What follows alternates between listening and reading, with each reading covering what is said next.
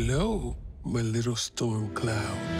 There is a spirit in Ireland which very much embraces the whole of this Wednesday shoot. The landscape here is sensational. There's a real history here. Even though the show's set in Vermont, it makes it feel more Tim Burton, actually. Yeah. Combination of sets and locations, giving it that kind of off-kilter vibe. My favorite thing is just how kind the people are. The crew is so hardworking, so sweet. I love them.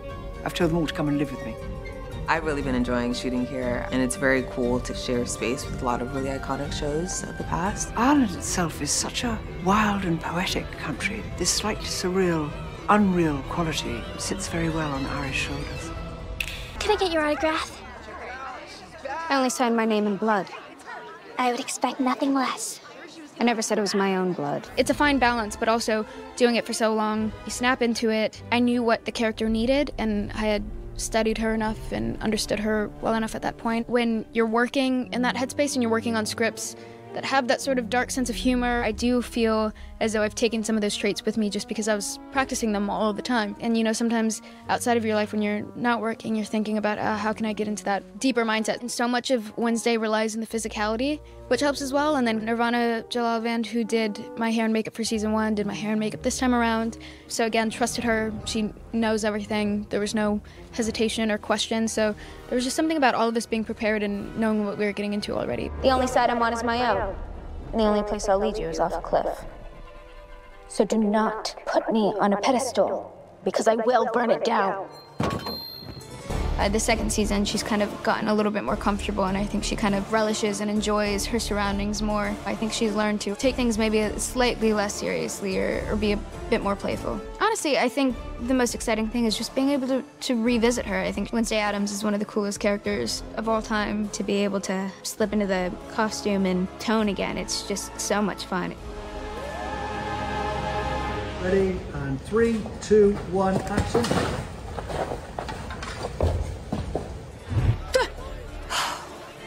Scram, psycho, before my claws slip. Don't get your fur balls in a snarl. I'm Assisting Wednesday. Can I get your name, please? Hi, I'm Evie. So it all started with a self-tape, and that was the initial round. And it was actually a little bit weird because I kind of guessed what it was, but I wasn't told directly because it was all under code names. Who are you and where's Enid? The game has just begun. We had this situation at the end of the season 1 where we had a stalker, and we loved the idea of, because we saw it with the show, that there are younger girls became obsessed with Wednesday. So we thought, what if there's a young girl at Nevermore who, after the events of season 1, just idolized Wednesday? The audition process, we saw, a huge number of people. Do me a favor, just turn to the side, get a scene profile if that's all right. Wonderful. My first scene was the Don't Bother Pup scene with Enid and Wednesday. I'll be sleeping with one eye open. Don't bother, Pup. You wouldn't see me coming anyway. And my second one was, it's actually one of my favorite scenes, the bikini scene, where I pull out my bikini. Oh, since this? Make it disappear again. I felt like I had an instant connection to the character. And then my final audition was a chemistry read with Jenna and Emma, which was very, very fun, very, very scary. They were both shooting separate movies in New Zealand. We did a chemistry test. So we did a over chemistry Zoom read with them. It's challenging, but you definitely see it. If it's happening, you see it. Even on a Zoom, it's real. Yeah, you can tell. Yeah. You did try to kill me, remember? But she failed, which just proves she's an amateur. Ouch. Alan Miles were very supportive of my development of Agnes, and they really helped me to create like a clear image of who Agnes was as a person. Happy prank day, Wednesday. My crazed stalker is an invisible 13-year-old. I sort of started by creating a mood board just to build a framework of who Agnes was as a character. I had some black lace, and I had lots of gothic imagery that helped me get into the sort of Nevermore, Tim Burton headspace. And I also took a lot of inspiration from One Flew Over the Cuckoo's Nest, just to develop her elements of madness, because she's obviously a little bit cuckoo. What are you doing here? Proving myself to your sister by handling her low-priority tasks, like keeping you alive. Evie is probably one of the most talented young actors that I've ever worked with. She's so good, and she's so professional, and very different from her character. Agnes is just a little creepy and a little bit weird. So, what's our next move? There is no next move. She's so good. She's such a strong performer. She fit in so seamlessly. I was always so impressed and so excited to get to work with her. And she has a character that could be unlikable, but she's so sweet and earnest. She looks like a porcelain doll. it was amazing. I mean, to watch Evie do it, and she has incredible eyes. Yeah, the Betty Davis eyes is what I get told sometimes. Go find somebody else to stalk. The more you push me away, the more I'll want to please you. Classic emotional manipulation technique. She's got this whimsical quality to her, which is just so Evie, and yeah, she killed it. She's such a cool person. I love her to death. Just to be able to work with all these people who were, I mean, they still are my idols. It's just really a pinch me moment. Honestly, every day was a pinch me moment. It still feels like a bit of a dream. I can't really believe it ever happened. The character name was Slurp or something like that, and I spent like 2 months after that wondering what Slurp was. You've woken up from 1,000 years slumber, your voice box doesn't work, and you know that water is going to fix that. There's a glass of water across the room, and there should just be some obstacles in the way. My poor neighbors, seriously, I was like, like flopping around on the floor for a couple months.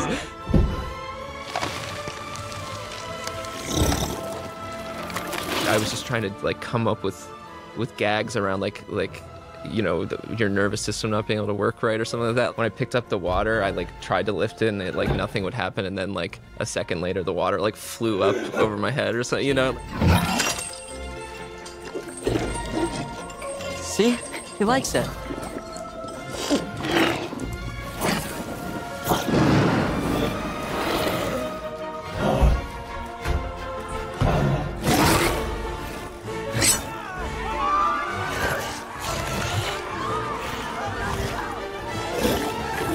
I think I'm gonna call him Slurp.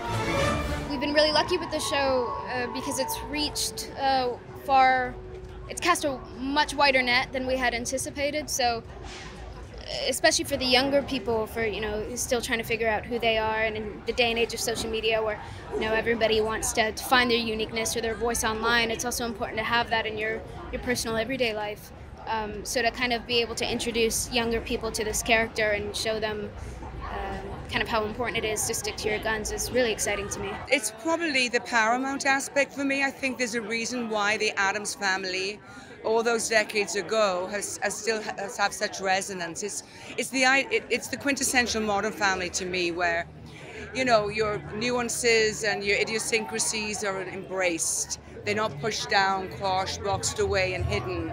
We embrace that. And hey, we're still trying to break glass ceilings and all that stuff today, but I think that the acceptance of the Addams family with their children and within the outcast world, it means a lot. We all feel like we're all been a little removed and detached from certain situations in our life, and this is like applauds and encourages that to be just the norm, and everybody else is different. In today's world, we're all taught to be a certain way, to fit into some sort of normal mold, which realistically doesn't exist.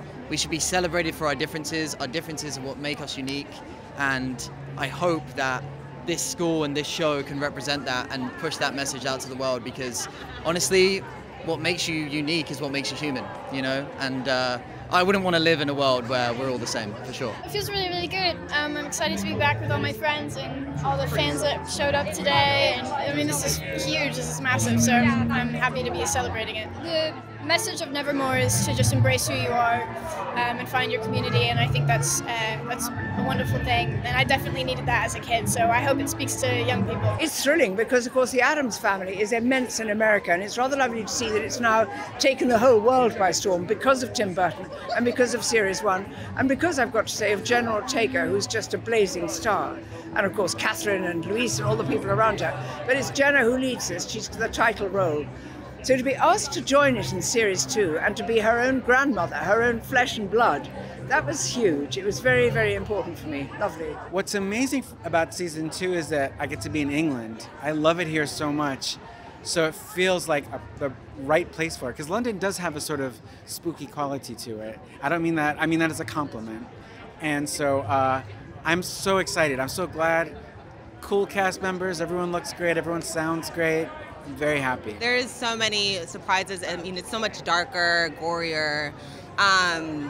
and honestly thoughtful.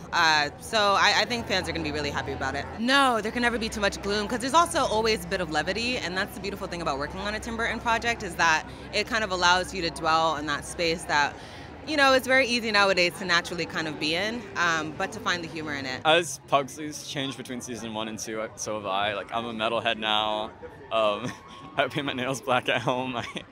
I've definitely leaned into the gothic vibe as I've grown up. Not just because of Wednesday, but just as we both progress, me and Pugsley. I think that's why we love the show as a family. I think it's why people really connect with the show, with the character of Wednesday, with the concept of outcasts. And you know, it's really important to have characters like that, especially for young girls. Now season 2's happened, and I filmed season 2 with all the people I've already known, and I think it's such a kind of strong bond I've grown with everyone.